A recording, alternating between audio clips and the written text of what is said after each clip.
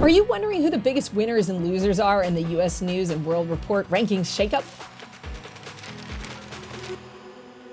My name is Brooke. I've been coaching students through the college admissions process for almost 2 decades. I went to Stanford undergrad. I went to USC for film school, so I am a trained storyteller. One thing that we do at SupertutorTV is we help people with their college essays. We help them figure out what is my best story in my life to tell, and how do I tell it so that I can put my most awesome self on paper. In addition to myself, I've got 3 other people who work in Hollywood who are professional storytellers that are coaches. And you can find out more about us at SupertutorTV.com/tutoring. The digital SAT is coming soon, and we're creating an online digital platform that will have practice tests, practice sets. And I am personally making sure that there is really hard stuff for those of you that want to get 1600s, 1550s, all that good stuff. So make sure you subscribe to our mailing list to find out when it drops, SupertutorTV.com/subscribe. We're also looking for beta testers right now.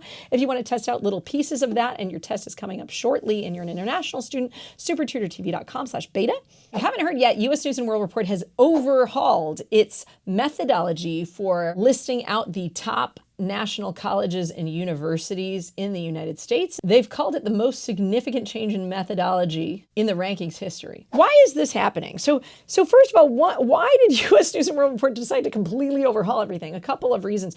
One, we live in a world of cancel culture, and U.S. News and World Report has been getting canceled lately. Not on the undergraduate college list, but at the graduate level. Some of you might be aware that in the last several years, something like a dozen top colleges have pulled out of the medical school rankings of U.S. News and World Report, places like Harvard and Stanford. Same story with law school, Yale, Harvard, NYU, UVA. A whole slew of top colleges have withdrawn from the law school rankings, and they think they're unfair. They think they're stupid, blah, blah, blah. They don't like the metrics. Well, here's another reason to possibly drop out of the rankings. Who knows? They have just redone all of these metrics, hopefully to try to address some of the concerns about metrics that they had in there that were unfair or stupid. So I'm going to talk through the things they've eliminated, and then we're going to talk about which schools are winning and which schools are losing given these shifts and what it means. The first thing I'm going to talk about is they want to focus on outcome versus income. The previous list focused on what I would call income. They were looking at alumni donations, for example. How much do the alumni donate? What percentage of the alumni are donating? How much money do they have coming in, and do they have a culture of like investing into their own, right? Because that means that they must be a really strong and healthy community and that they have lots of resources. That's been completely nixed. Alumni giving used to be 3%, gone. The other metric that was about spend is how much a university spends per student. It used to be 10%, now it's gone down to 8%. Together, those equal 5%. And that 5% in my mind has gone from income to outcome. And what is outcome? How much money are you making when you graduate? Other lists like Forbes and Wall Street Journals pride themselves on looking at outcomes, not at resources, not at income. They want to know what's the bottom line. Is my education worth it? Do I have ROI, return on investment, right? Those are the metrics other lists are looking at. So to keep up with the Joneses, it looks like U.S. News is doing the same. You can find the link for the blog for this video in the description in case you want to see all the awesome charts that I'm going to be talking through and my list of winners and losers and the data. Yay, data. Who doesn't love data? Second change is we've started looking at the idea of equity. And in particular, they have 2 metrics that add up to 5% that are essentially looking at the graduation rates of first-generation students. Now, I know first-generation students don't capture all the diversity in the world, but it's one piece of diversity. And we're saying, do we support these students in 2 ways? One, financially, do we give them aid packages where they don't have to drop out sophomore year? Or do we create such high bars on their merit scholarship that if they don't get a 3.7, they lose their merit scholarship, have to drop out? 2, do we support them academically if they struggle because they came from some craptastic high school? Do we give them the academic support they need to succeed at this level of a school and help them get through?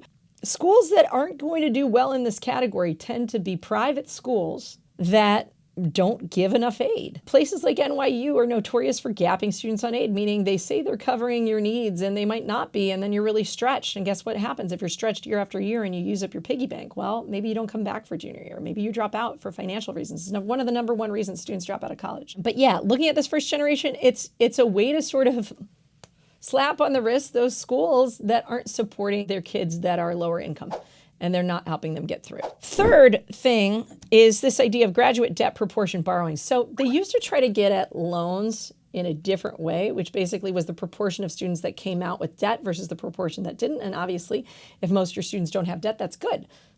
The problem with that is you can game that by letting in lots of rich kids. And so places like Wash U, Tufts, Vanderbilt that are known for enrolling more kind of 1%er kids or having wealthier student bodies, not enrolling as many kids with Pell Grants, that kind of stuff. They were doing really well with that metric, but they're not doing as well with the replacement metric, which is what is the amount of loan that an average student has when they graduate, if they do have loans, right? So it's a little bit different.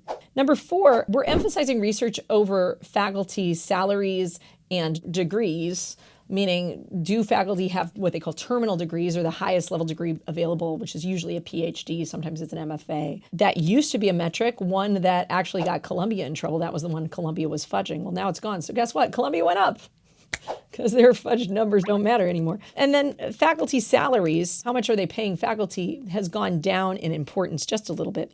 And instead what we have is research metrics, hard research metrics. We're looking at what kind of publications research is published in, how many mentions a particular college has, how many professors it's got putting out research papers, what the impact factor is of those research papers. And we're getting at that idea of faculty and academic prestige, but in a different way. And what has this done? Well, it's rewarded some public institutions that do boatloads of research. We're really seeing places like a lot of the UCs, like UC Davis has popped quite a bit, 10 places. Purdue, Rutgers, Texas A&M. They have a lot of research. They're probably crushing it on this. But it's hurting colleges who have kind of well-respected disciplines that don't publish a lot of research, right? NYU comes to mind for me because they've got the Tisch School of the Arts. A lot of the professors in Tisch are not publishing research. They're performers, they're artists, they're screenwriters, right? Same with the USC, where they have some like arts schools. Now USC also has a lot of engineering. They have a lot of other stuff. So yeah. 5th thing, we eliminated class size as a metric. So there you go. Big public universities with giant class sizes. Get ready. You're on. You are now valued much more than places with small class sizes. And some schools have naturally small class sizes, like College of William and Mary is a public institution, but they pride themselves on small class sizes. Well, guess what? They didn't win in this game. They're also the #1 college for alumni giving. Well, that's completely gone. So they moved down the ranks because they look like a private school in a lot of ways, but they're public. So it's not just being public, it's having these particular metrics, right? Now, replacing class size, there is a slight bump in what's called faculty to student ratio. So there's a 2% increase there. But again, that's going to favor these research-heavy schools, because at a research-heavy school, you might have a lot of faculty that do research that don't teach a single class. So guess what? That doesn't influence class size, but it does influence faculty to student ratio. Is that something that's important? Yeah, sometimes. Even if you have faculty at a college that aren't teaching classes, they're available to be mentors, to mentor students in their honors theses, in their research projects. They have labs where students can go and volunteer and learn. So it does potentially reflect a resource that colleges have. So maybe that's something that you can look at legitimately. Finally, U.S. News has ditched what's called high school class standing. So that's where they said like what percent of your class was in the top 25% of their high school class, or top 10%. The big problem with this metric is that savvy schools have refused to disclose this information, right? Especially savvy private schools, well-resourced schools, schools where the rich kids go. Because they know if they don't disclose that information, they can get more of their kids in who rank lower, right? Especially super competitive schools. They don't want to release that because their kids in the top 25% are going to be fine at this college academically, even if they're not in the top 10%. So getting rid of this metric, I think it helps get rid of some of the game that private schools are playing to try to get their kids into these places, and it maybe levels the playing field a bit. It also was a bit of a BS metric because it wasn't complete, because I don't think we were getting this data from every school. There are so many schools that don't rank, and that's been an increasing trend. 50 years ago, everybody ranked. It was probably worth something. But now that everybody's kind of cheating the system because U.S. News can't tell high schools, oh, you have to do this, or we won't rank the college your students go to. That doesn't make sense, right? Okay, so let's look at the winners and losers. The biggest winners, Texas A&M is up 20 spaces. It's now ranked in the top 50, 47th. Virginia Tech, I always thought Virginia Tech was underrated, so I'm glad to see it rise. It's now ranked 47th.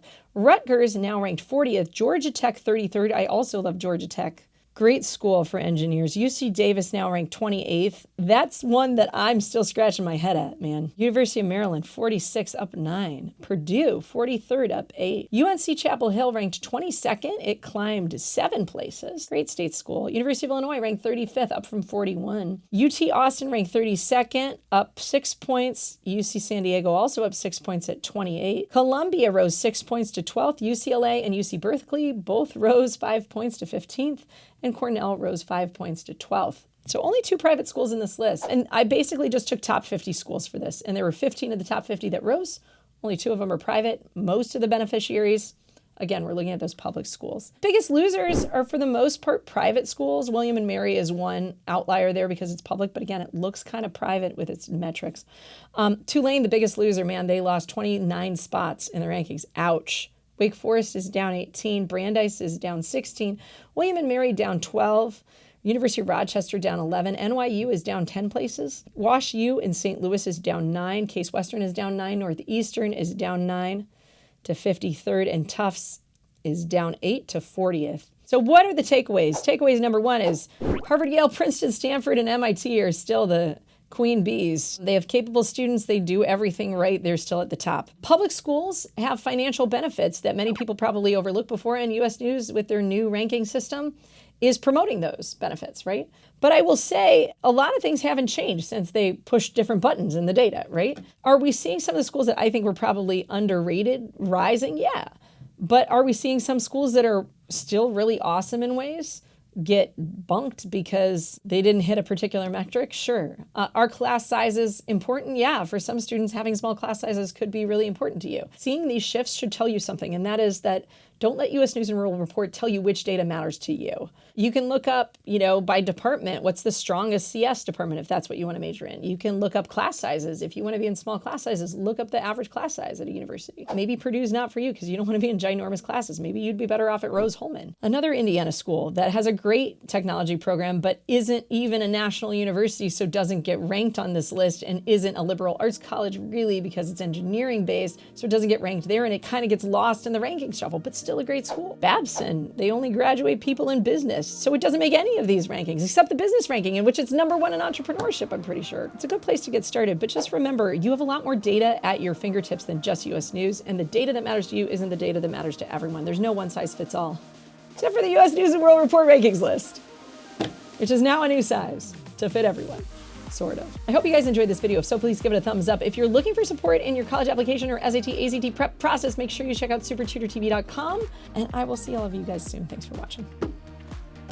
Subscribe.